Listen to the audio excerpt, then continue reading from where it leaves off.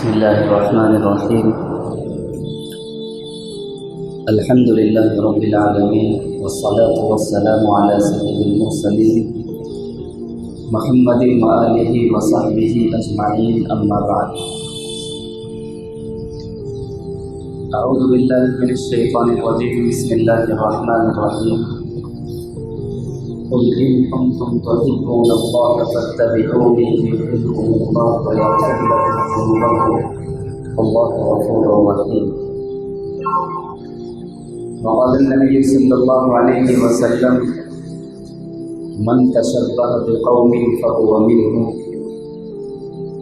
وقال عليه الصلاة والسلام في مقام آخر: من أحدث في أمرنا هذا ما ليس منه فهو رد، او كما قال علیہ الصلاۃ والتسلیم. بزرگان محترم، معزز سامعین کرام اور عزیز ساتھی، اللہ تبارک و تعالیٰ نے اس آیت کریمہ کے اندر یہ ارشاد فرمایا ہے: قل ان کنتم تحبون اللہ فاتبعونی، کہ اگر تم اللہ سے محبت کرتے ہو تو تم میری اتباع کرو. یحببکم اللہ ویغفر لکم ذنوبکم، اللہ تعالیٰ تم سے محبت کریں گے اور تمہارے گناہوں کو معاف فرما دیں گے. واللہ غفور رحیم، اور اللہ تعالیٰ بہت زیادہ مغفرت کرنے والے اور رحم کرنے والے ہیں. دوسری حدیث میں آپ علیہ الصلاۃ والسلام نے ارشاد فرمایا ہے: من تشبہ بقوم فہو منہم، جو آدمی کسی قوم کی مشابہت اختیار کرتا ہے وہ اسی میں سے ہوتا ہے. ایک اور جگہ ارشاد فرمایا: من احدث فی امرنا ھذا ما لیس منہ فہو رد، جو آدمی ہمارے دین کے اندر کوئی نئی چیز پیدا کرتا ہے، نئی بات پیدا کرتا ہے جو دین کا حصہ نہ ہو، اس کی کوئی نظیر صحابہ کرام، تابعین، تبع تابعین، ائمہ مجتہدین کے زمانے میں نہ ملتی ہو، پھر وہ دین کے نام پر وہ کام کرتا ہے فہو رد، اس کام کو چھوڑ دیا جائے گا، مردود ہے. یہ دو باتیں آپ علیہ الصلاۃ والسلام نے ارشاد فرمائی.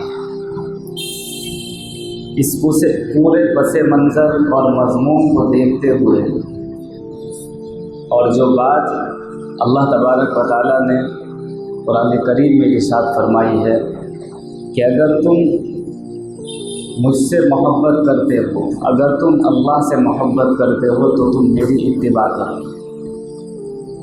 تو آپ علیہ الصلاۃ والسلام کی اتباع کرنا یہ گویا کہ اللہ تبارک و تعالیٰ سے محبت کرنا ہے. آپ علیہ الصلاۃ والسلام سے محبت کرنا، آپ کی اطاعت کرنا، آپ کے احکام کو مان لینا، آپ کی سنتوں کو زندہ کرنا، یہ سب علامت ہیں، دلالت ہیں اس بات کی کہ ہمیں جناب محمد رسول اللہ صلی اللہ علیہ وسلم سے محبت ہے. محبت آپ علیہ الصلاۃ والسلام سے ہر انسان کو، یعنی ہر ایمان والے کو ہے، چاہے عمل میں وہ کچھ بھی نہ ہو، چاہے اطاعت میں بہت زیادہ پیچھے ہو، لیکن جب آپ علیہ الصلاۃ والسلام سے محبت کی بات آتی ہے تو ایک ادنا درجے کا ایمان والا انسان بھی اللہ کے نبی سے محبت کرتا ہے. ہر ایمان والے کے دل میں آپ کی محبت ہے، اور محبت کا اظہار کیسے ہوتا ہے؟ ظاہر سی بات ہے کہ تقریباً 1450 سال پہلے آپ علیہ الصلاۃ والسلام اس دنیا سے رخصت ہو گئے. ہمیں آپ سے محبت ہے، ہم کیسے اظہار کریں گے اس بات کا کہ ہمیں آپ سے محبت ہے؟ کیسے پتہ چلے گا؟ اس کا پتہ چلے گا اس بات سے کہ ہم آپ کی بات کو کس حد تک مانتے ہیں. دنیا کا دستور بھی یہی ہے، جب انسان کسی سے محبت کرتا ہے تو جو اس کا محبوب ہوتا ہے، اگر اس نے کسی کام کو کہا، کوئی بات اس سے کہی، کوئی ذمہ داری اس کے سپرد کی، تو چاہے وہ کتنی بھی پریشانی کے عالم میں ہو، اس کی کوشش یہ ہوگی کہ میں اس کا کام پورا کروں۔ اس کی کوشش یہ ہوگی کہ جو کچھ اس نے کہا میں اس کی امیدوں کے مطابق پورا اتر جاؤں۔ یہ اس کی حد تک امکان کوشش ہوتی ہے اور ہونی بھی چاہیے۔ تو ہمیں بھی اللہ کے نبی جناب محمد الرسول اللہ صلی اللہ علیہ وسلم سے محبت ہے، یقیناً محبت ہے، لیکن اس کا اظہار کیسے ہم کر سکتے ہیں؟ کیسے پتہ چلے گا کہ ہمیں آپ علیہ الصلوۃ والسلام سے محبت ہے؟ اس کا اظہار اس طرح ہوگا کہ اللہ کے نبی نے جو ہم پر جو چیزیں، جو ذمہ داریاں ہم پر عائد کی ہیں، ہم اسے پورا کرنے کی کوشش کریں۔ جن چیزوں سے آپ علیہ الصلوۃ والسلام نے ہمیں منع کیا ان سے باز رہیں۔ یہ دلیل ہے اس بات کی کہ ہمیں جناب محمد الرسول اللہ صلی اللہ علیہ وسلم سے محبت ہے، سچی محبت ہے، صرف دعویٰ نہیں ہے، دعوے داری نہیں ہے صرف، بلکہ دل سے یقیناً آپ سے سچی محبت ہے۔ یہ مہینہ ربیع الاول کا مہینہ چل رہا ہے، اور آپ حضرات جانتے ہیں یہ مبارک مہینہ وہی ہے کہ جس مبارک مہینے میں اس دنیا کی سب سے عظیم ہستی سید الکونین، سید الانبیاء والمرسلین جناب محمد الرسول اللہ صلی اللہ علیہ وسلم اس دنیا میں تشریف لاتے ہیں۔ اور یہی وہی مہینہ وہ بھی ہے کہ جس مہینے میں آپ علیہ الصلوۃ والسلام اس دنیا سے رخصت بھی ہوتے ہیں۔ تاریخی اعتبار سے اگر دیکھا جائے تو جو چیزیں مشہور ہیں، جو تاریخ مشہور ہے آپ کی ولادت کی، وہ 12 ربیع الاول ہے۔ اس 12 ربیع الاول یعنی 12 تاریخ کو سب کے ذہن میں یہ بات ہے کہ اس تاریخ میں آپ علیہ الصلوۃ والسلام کی ولادت ہوئی۔ جس دن ولادت ہوئی وہ پیر کا دن تھا، اور تقریباً صبح 4:40 پر آپ علیہ الصلوۃ والسلام کی ولادت ہوتی ہے۔ لیکن جب ہم تحقیق کرتے ہیں، تاریخی حقائق میں جاتے ہیں اور شرعی نقطۂ نظر سے دیکھتے ہیں، کیلنڈر کے حساب سے اس کا حساب لگاتے ہیں، تو 12 ربیع الاول والا جو قول ہے وہ راجح نہیں ہے، بلکہ تاریخی حقائق سے مدلل جو قول ہے، جو دلیل سے ثابت ہے، وہ یہ ہے کہ جناب محمد الرسول اللہ صلی اللہ علیہ وسلم کی ولادت بسعادت 8 یا 9 ربیع الاول کو ہوئی ہے۔ یہ قول راجح بھی ہے، مدلل بھی ہے، دلیل سے ثابت ہے، لیکن مشہور کیا ہے؟ مشہور 12 ربیع الاول کا قول ہے۔ اور اسی طریقے سے تاریخ وفات، اس میں بھی اختلاف ہے، اس میں بھی 3 قول پائے جاتے ہیں، 1 ربیع الاول، 2 ربیع الاول اور 12 ربیع الاول۔ یہ 2-3 قول ہیں، 1 اور 2 ربیع الاول کا قول راجح ہے اور مدلل ہے۔ بہرحال یہ تو تاریخی اختلاف ہوا، لیکن یہ بات طے ہے کہ آپ علیہ الصلوۃ والسلام کی ولادت اسی ماہ مبارک میں ہوئی ہے، اور جس مبارک مہینے میں جناب محمد الرسول اللہ صلی اللہ علیہ وسلم جو سید الانبیاء ہیں، جو سید المرسلین ہیں، تمام رسولوں کے سردار، تمام نبیوں کے سردار، اور کہا جاتا ہے کہ اس دنیا کو آپ ہی کے لیے سجایا گیا، بنایا گیا، اور بعض لوگوں نے آپ علیہ الصلوۃ والسلام کی امت میں ہونے کی تمنائیں کی۔ یہ تمام چیزیں اور جن کو حق شفاعت میدان محشر میں نصیب ہوگا، جن کو حوض کوثر عطا ہوئی، اتنی فضیلتیں آپ علیہ الصلوۃ والسلام کی ہیں جن سے ثابت ہوتا ہے کہ روئے زمین پر حضرت آدم علیہ الصلوۃ والسلام سے لے کر اب تک اور قیامت تک اگر کوئی عظیم المرتبت ہستی ہے تو آپ علیہ الصلوۃ والسلام کی ذات ہے۔ حضرت حسان بن ثابت رضی اللہ تعالی عنہ نے بہت اشعار کہے ہیں آپ علیہ الصلوۃ والسلام کی شان میں۔ فرماتے ہیں کہ خلقت مبرأ من کل عیب کأنک قد خلقت کما تشاء، کہ کسی آپ کو جو پیدائش ہوئی وہ تمام عیوب سے پاک ہو کر آپ پیدا ہوئے ہیں. خلقت مبرأ من کل عیب کأنک قد خلقت، ایسا ہمارے رب نے چاہا آپ کی ولادت ویسے ہوئی ہے. اور بہت سارے اشعار شاعروں نے اور بھی اشعار آپ کی سیرت لکھی قیامت تک لکھی جاتی ہے. کتابیں بڑی بڑی موجود ہیں. آپ کے ایک ایک وصف کو، زندگی کے ایک ایک پہلو کو بڑی بڑی کتابوں کے اندر سمیٹنے کی کوشش کی گئی ہے.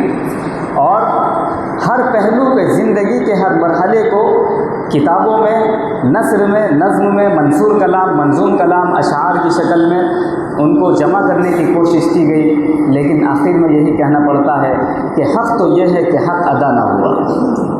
قیامت تک جتنی بھی تعریفیں کی جاتی رہیں گی یا کی جاتی رہی ہیں، ابھی تک حق ادا نہیں ہو سکتا. اس لیے کہ اللہ تعالیٰ نے خود ارشاد فرمایا وما ارسلناک الا رحمۃ للعالمین، ہم نے آپ کو دنیا والوں کے لیے رحمت بنا کر کے بھیجا ہے، عالمین کے لیے، صرف انسانوں کے لیے نہیں، جناتوں کے لیے اور چرند و پرند، حیوانات، دنیا کی جتنی بھی چیزیں ہیں سب کے لیے اللہ کے نبی کو رحمت بنا کر کے اللہ تعالیٰ نے دنیا کے اندر مبعوث فرمایا ہے.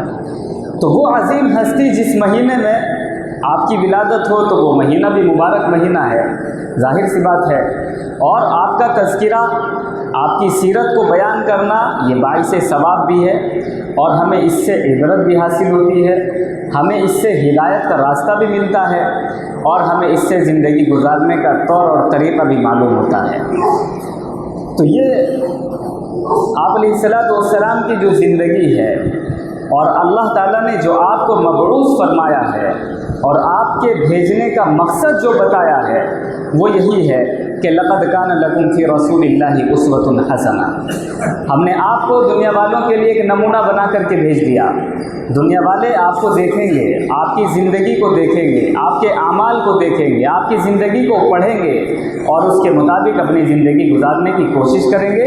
یہ ہمارے بھیجنے کا مقصد ہے. دوسرا مقصد، ہم نے ایک کتاب نازل کی ہے جو اللہ کا کلام ہے، جس کو ہم قرآن کریم کہتے ہیں اور جو تمام کلاموں کا بادشاہ ہے، کلام الملوک ملوک الکلام. تو اس کتاب کا معلم بنا کر کے ہم نے آپ کو بھیجا ہے. یہ کتاب پر عمل کیسے ہوگا، کس جگہ اللہ تعالیٰ ہم سے کیا چاہتے ہیں، کس حکم پر ہم کیسے عمل کریں گے، یہ ساری باتیں ہمیں کس سے بتائی یا کون بتائے گا. اس کے لیے اللہ نے آپ علیہ الصلوۃ والسلام کا انتخاب فرمایا اور بتایا کہ اس کتاب کے معلم یہ ہیں، یہ اس کتاب پر عمل کر کے آپ کو بتائیں گے کہ کس جگہ، کس عمل پر، کس حکم پر کیسے عمل کرنا ہے. تو آپ علیہ الصلوۃ والسلام نے اپنی ذمہ داری کو پوری کیا، پوری انصاف کے ساتھ، امانت داری کے ساتھ. ایک ایک حکم جو اللہ تعالیٰ کی طرف سے حضرت جبریل علیہ الصلوۃ والسلام لے کر آپ علیہ الصلوۃ والسلام کے پاس پہنچے، وہ پورے احکام اللہ کے نبی نے ہم تک پہنچائے ہیں پوری امانت داری کے ساتھ. اور پھر صحابہ کرام نے تابعین کو، تبع تابعین کو، ائمہ مجتہدین کو، یہ پورا سلسلہ، پوری چین چلتی رہی اور یہ دین مکمل طور پر صحیح شکل میں آج ہمارے پاس محفوظ ہے اور ہم تک پہنچا ہے. یہ آپ علیہ الصلوۃ والسلام کے دنیا میں آنے کا مقصد تھا. اور ظاہر سی بات ہے کہ جب اتنی بڑی ہستی دنیا میں آتی ہے تو ان کے مان گنے جانے کے لائق تھے، بہت کم تعداد تھی. اس کے بعد جب حق سامنے آیا لوگوں کے تو یہ تعداد بڑھتی رہی اور ایسی محبت صحابہ کرام نے جناب محمد الرسول اللہ صلی اللہ علیہ وسلم سے کی کہ پوری دنیا مل کر اس کی مثال پیش نہیں کر سکتی.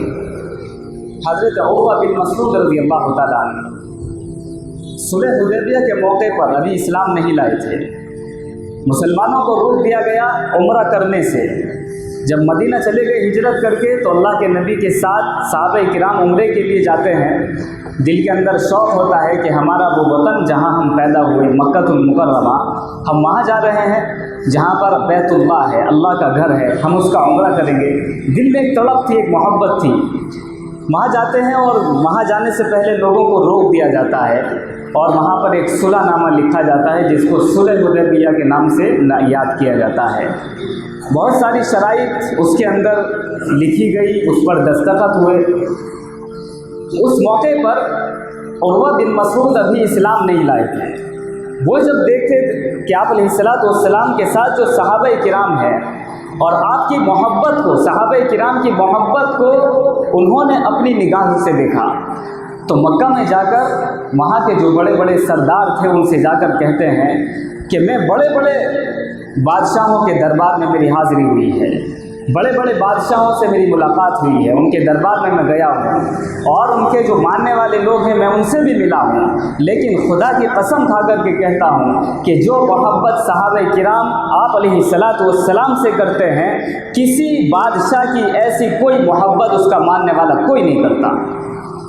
اور میں نے اپنی نگاہوں سے دیکھا کہ جب جناب محمد الرسول اللہ صلی اللہ علیہ وسلم تھوکتے ہیں تو صحابہ کرام اپنے ہاتھوں میں اس تھوک کو لیتے ہیں، زمین پر گرنے نہیں دیتے اور اپنے بدن پر اس کو مل لیتے ہیں۔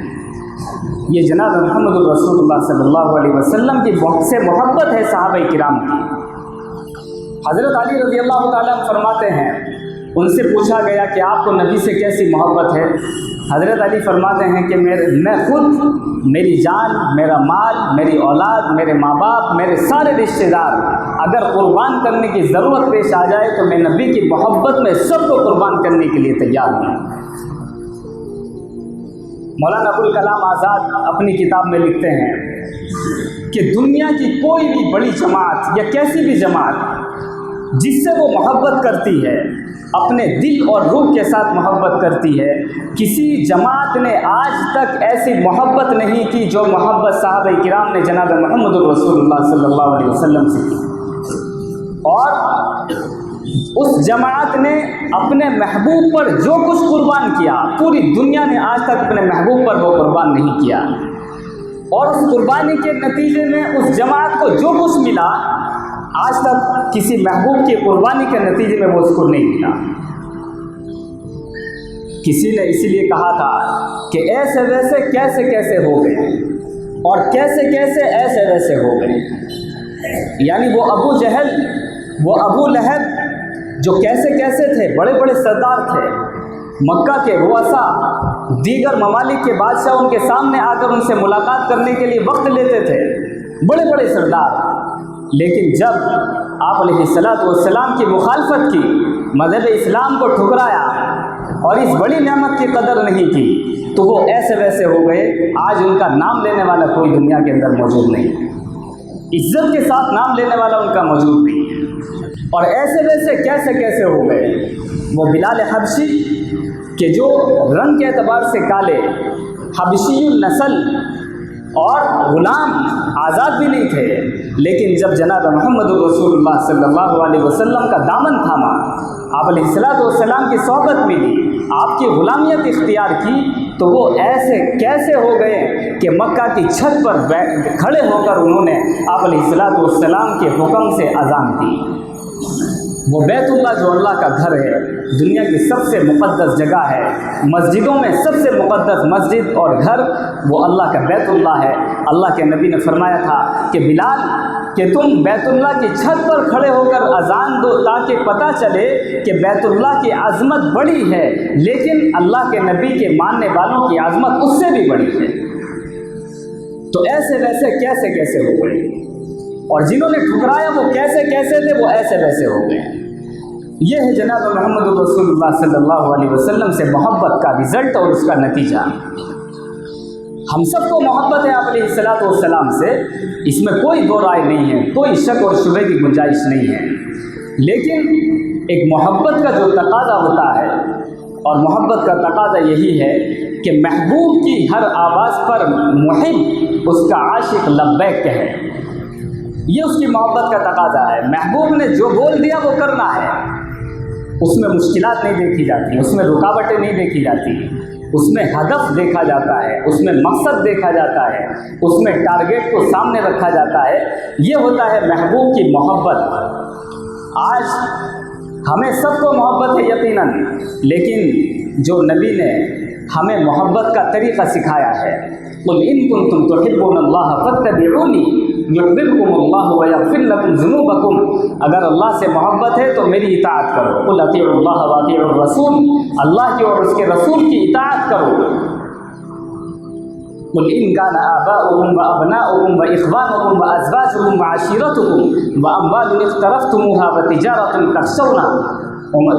तख़शौना कसादहा व मसाकिन तर्ज़ौनहा अहब्बा इलैकुम मिनल्लाहि व रसूलिही व जिहादिन फ़ी सबीलिही फ़तरब्बसू हत्ता यअतिय अल्लाहु बिअम्रिही, कि अल्लाह की मोहब्बत में और जनाब मोहम्मद रसूलुल्लाह सल्लल्लाहु अलैहि वसल्लम की मोहब्बत में सब कुछ कुर्बान करने के लिए तैयार इंसान का अगर दिल है तो इंसान को सच्ची मोहब्बत है। और अगर कोई मफाद आड़े आ जाए और दुनियावी मकासिद सामने आ जाएं और वो शरीयत से टकरा जाए और उसकी मोहब्बत में उस मफाद के हुसूल में इंसान शरीयत को छोड़कर उस चीज़ को अपना ले, तो इसका मतलब ये है कि हमें नबी से सच्ची मोहब्बत नहीं है। ये मोहब्बत एक दावेदारी है, ज़ुबानी मोहब्बत है, अमली मोहब्बत नहीं है। अमली मोहब्बत वो थी जो सहाबा किराम ने करके दिखाई है। आज थोड़ा सा मफाद सामने आया, झूठ बोल दिया, थोड़ा सा नफ़ा नज़र आया, गद्दारी कर दी, अमानत में ख़यानत कर दी, बिजनेस किया तो धोखा दे दिया कस्टमर को।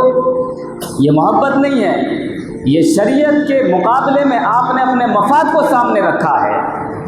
ये अल्लाह से मोहब्बत को रद्द करके जनाब मोहम्मद रसूलुल्लाह सल्लल्लाहु अलैहि वसल्लम की मोहब्बत को ठुकरा के हमने दुनियावी मफाद को और नफ़े को सामने रख के काम किया है।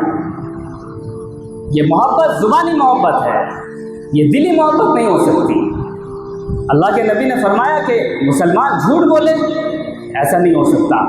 ईमान और झूठ जमा हो जाए, हो ही नहीं सकता। मुसलमान और झूठ, और अगर झूठ बोल रहा है तो सच्चा ईमान नहीं है, कामिल ईमान नहीं है। कामिल ईमान वाला तो झूठ बोल ही नहीं सकता, कामिल ईमान वाला तो दगा दे ही नहीं सकता, कामिल ईमान वाला तो खयानत कर ही नहीं सकता। मुसलमान तो वो है कि जिसके किरदार को देखकर गैर ईमान को अपनाते थे। सहाबे किराम को किरदार को देखकर उन्होंने अपने ईमान को अपनाया है। आप अलैहिस्सलातु वस्सलाम के अखलाक को देखकर लोग इस्लाम के अंदर दाखिल हुए हैं और जुग दर जुग दाखिल हुए हैं। आज भी जो लोग ईमान को पढ़ते हैं, मुताला करते हैं, कुरान करीम को तफसीर पढ़ते हैं, आप अलैहिस्सलातु वस्सलाम की ज़िंदगी को पढ़ते हैं, तो देखते हैं कि आज के मुसलमान में और इस्लाम में बहुत बड़ा फ़र्क है। ज़मीन और आसमान का फ़र्क है। एक तरफ मुसलमान खड़ा करें, एक तरफ इस्लाम की तस्वीर को सामने रखें, आप देखेंगे कि मैच नहीं होता, बहुत बड़ा फ़र्क है। इस्लाम ये कहता है झूठ नहीं बोलता मुसलमान, और मुसलमान को देखते हैं तो वो झूठ ही बोलता है। इस्लाम ये कहता है कि मुसलमान गद्दारी नहीं कर सकता, और इस्लाम कहता है और मुसलमान को देखते हैं गद्दारी करता है, तिजारत करता है, धोखा देता है, मामलात उसके सही नहीं है, विरासत तकसीम नहीं होती है, बहनों को हिस्सा नहीं दिया जाता, माँ बाप के हुकूक अदा नहीं होते, माँ बाप को गालियाँ दी जाती हैं, बच्चों की सही तरबियत नहीं होती है, बच्चों को इस्लामी तालीमात नहीं दी जाती है। तो इधर से भी हक़ तलफ़ी है वालिदैन की तरफ से, और बच्चों की तरफ से भी हक़ तलफ़ी है, दोनों तरफ से मसला है। ये सारी चीज़ें इस्लाम में कहीं नहीं हैं। इस्लाम तो जुल्म को मिटाने के लिए आया है, उस इस्लाम तो इज़्ज़त और मकाम देने के लिए आया है, सबके हुकूक अदा करने के लिए इस्लाम आया है। इस्लाम उस दौर में आया, ज़माने जाहिलियत में, जब बच्चियों को ज़िंदा दरगोर कर दिया जाता था। अगर किसी घर के अंदर बच्ची पैदा हो जाती थी, जब उसके बाप को खबर मिलती थी, उसका सर शर्म के मारे झुक जाता था, और वो किसी को दामाद बनाना पसंद नहीं करता था, अपनी बेइज्जती समझता था, और उस बच्ची को उठाकर घड़ा खोद कर जिंदा दरगोर कर दिया जाता था। उस दौर में इस्लाम आया और बच्चियों को हुकूक दिए। फरमाया जनाब मोहम्मद रसूलुल्लाह सल्लल्लाहु अलैहि वसल्लम ने, जो आदमी अपनी बच्ची की परवरिश करे, उसके हक़ अदा करे, अच्छी तालीम दे, अच्छी तहजीब दे, और वक्त पर उसका निकाह करे, अच्छे अंदाज से उसको रुख़सत करे, उसके लिए जन्नत वाजिब है। 3 बच्चियों के बारे में आया। साहबा ने कहा या रसूलुल्लाह, अगर एक बच्ची हो या 2 बच्ची हो, आप अलैहिस्सलातु वस्सलाम ने फरमाया उसके लिए भी जन्नत वाजिब है। ये वो रहमत हैं घर की, जिनको ज़िंदा दफन कर दिया जाता था। ये हक़ किसने दिया? ये मज़हब इस्लाम ने दिया। तो आज हम इस्लाम से मोहब्बत करते हैं यकीनन, लेकिन उस अंदाज से मोहब्बत करें जिस तरह हमारे अल्लाह हमसे मोहब्बत चाहते हैं। और वो मोहब्बत क्या है कि हम अल्लाह के और उसके रसूल के अहकाम को सही सही मानें। اپنی طرف سے بدعتوں کو پیدا نہ کریں۔ آج کل دیکھیں گے 12 ربیع الاول کو جلوس نکالے جائیں گے نبی سے محبت کے نام پر۔ کیا آج کے مسلمان کی محبت صحابہ کرام کی محبت سے بڑھ کر ہو سکتی ہے؟ ہرگز نہیں ہو سکتی، یقیناً نہیں ہو سکتی۔ تو کیا کسی صحابہ کرام نے جلوس نکالا اور مرد و عورت کا اختلاط پیدا ہوا اور جو چیزیں آج کل رائج ہے وہ سب ہوئی؟ تو کیا اگر ان سے محبت تھی، سب سے زیادہ محبت ان کو تھی، تو وہ کیوں نہ کرتے یہ کام؟ کیا آپ کی یوم ولادت مناتے، عید میلاد النبی مناتے جو آج کل مناتے ہیں لوگ محبت کے نام پر؟ تو کیا ان کو محبت نہیں تھی؟ ہم سے زیادہ محبت تھی، ہم سے زیادہ محبت تھی۔ 6 ہجری تک کچھ نہیں ہوا، یعنی آپ علیہ الصلوۃ والسلام کے ہجرت کرنے کے 600 سال تک اس طرح کا کوئی کام وجود میں نہیں آیا۔